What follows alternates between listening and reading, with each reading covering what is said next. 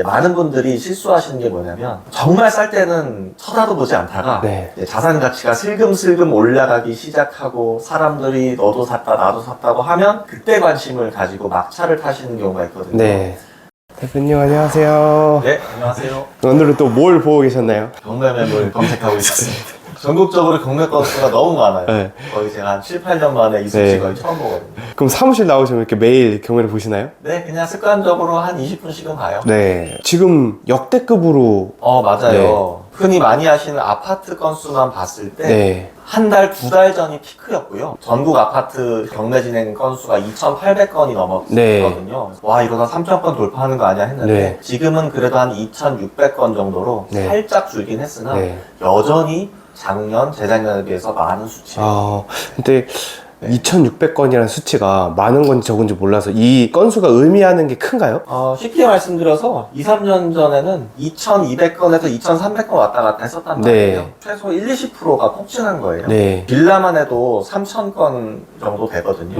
그럼 우리 사람이 사는 아파트, 주택, 빌라, 다가구 이런 걸 합치면 전국적으로 한 10,000여 건에 육박한다는 거예요. 엄청난 숫자죠. 진짜 많이 나오네요. 그럼 오늘은 어떤 걸 보고 계셨나요? 오늘은 포인트를 좀 바꿔봤어요. 수익형 부동산. 많은 분들이 좀 위험하다고 생각하시잖아요. 상가, 지식산업센터, 오피스텔 이런 거를 월세를 받을 수 있는 상품이라고 생각하시잖아요. 대출금리가 높으니까 이자가 높아질 거예요. 당연히 레버리지 비율도 높은 부동산이니까 거의 뭐 월세를 받아도 크게 남는 게 없는 거죠. 근데 저는 지금이 기회라고 생각이 듭니다. 그 이유가 있으실까요? 이유는요, 뭐 싸 보인다고 해서 감으로 하는 거는 저도 반대예요. 저는 미국 금리를 상당히 중요하게 보거든요. 쉽게 말씀드려서 어제 미국 FOMC 정례 회의가 있었어요. 거기 이제 의장님 제롬 파월 아시죠? 그분께서 거의 정말 오랜만인 것 같아요. 이 단어를 입에 직접적으로 올린 게 얼마만인지 모르겠는데 금리 인하를 논의할 시점이 왔다. 이 말씀을 듣고 저는 개인적으로 금리가 이제 완벽히 정점에 이르렀구나. 시기의 문제이지 내려갈 수밖에 없겠구나. 라는 거를 느꼈고요. 그렇다고 해서 우리나라가 선제적으로 내릴 수 있는 조건은 아닙니다. 분명히 미국이 먼저 내려야 돼요. 지금도 이제 2%포인트 차이가 나거든요. 그래서 저는 내년에 작으면 2차례, 많으면 한 3차례 이상 금리 인하가 될 거라고 보는 거죠. 그러면 어떤 일이 발생하냐? 시중금리도 따라서 내려갈 확률이 높아요. 그렇게 되면 어떻게 될까요? 기존에 소외받았던 그런 수익형 부동산 상품들이 조금씩 급매물이 사라질 확률이 높습니다. 지금은 말도 안 되게 싼 마이너스 프리미엄, 지방이나 수도권도 아닙니다. 서울인데도 플러스 피였던 게 마피로 나온 것들을 어렵지 않게 찾을 수 있거든요. 이런 애들이 이제 내년 1, 4분기가 되면서 차차 사라질 확률이 높다는 거죠. 그런 것들도 매입을 하셔도 되고 저는 더 싸게 살 수 있는 경매 매물을 이제 보고 있는 겁니다. 참고로 말씀을 드리면 현재 경기 지역에 나와 있는 지식산업센터만 해도 50건이 넘어요. 서울은 16건이고요. 그러면 서울 경기만 보셔도 한 60여 건이 되는 거예요. 이 중에 실제로 우리가 매입할 만한 투자할 수 있는 상품들은 한 5에서 10% 정도 보시면 되거든요. 그러면 한 대여섯 건 정도는 얼마든지 유리한 조건으로 내 것으로 만들 수 있다는 뜻입니다.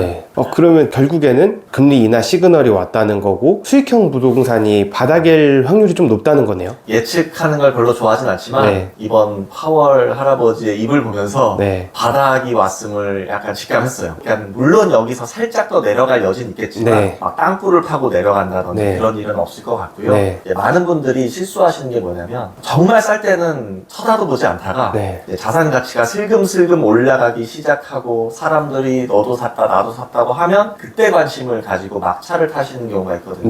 근데 제가 투자를 좀 해보니까 오히려 더 남들이 덜 움직이는 시기에 먼저 들어가는 게 나중에 봤을 때 리스크가 낮은 경우가 많았어요. 그래서 저는 부푼 꿈을 안고 또 가슴이 뛰는 물건들이 몇 개 보이더라고요. 서울 경기 지역을 먼저 보고요. 제주에도 지금 좋은 물건을 발견을 해서 1월에는 제주에도 갈 예정입니다. 네. 대표님, 그러면 수익형 부동산에 이제 관심을 가지고 있는 분들한테 네. 한마디 해주실 수 있을까요? 초보자분들은 좀 더 지켜보시는 것도 괜찮아요. 네. 네, 근데 내가 좀 리스크를 일정 부분 감수하면서 네. 좀 더 높은 수익률을 원하는 분들은 네. 지금부터 열심히 경매 매물을 검색을 하십시오. 또 그동안 수익형 부동산 많이 가지신 분들이 최근 1, 2년 사이 많이 힘드셨을 거예요. 네. 심적으로. 네. 금리가 올라갈수록 이게 뭐 수익률은 고사하고 아 이러다 정말 잘못되는 거 아니야? 이런 위기를 느끼시는 분들이 제 주위에 몇 분 계셨거든요. 아 조금만 더 참아주셔라. 이제 다 왔다 정말. 그런 좀 위로의 말씀을 좀 드리고 싶고요. 이제 정말 다 왔어요. 좀만 더 버텨주세요.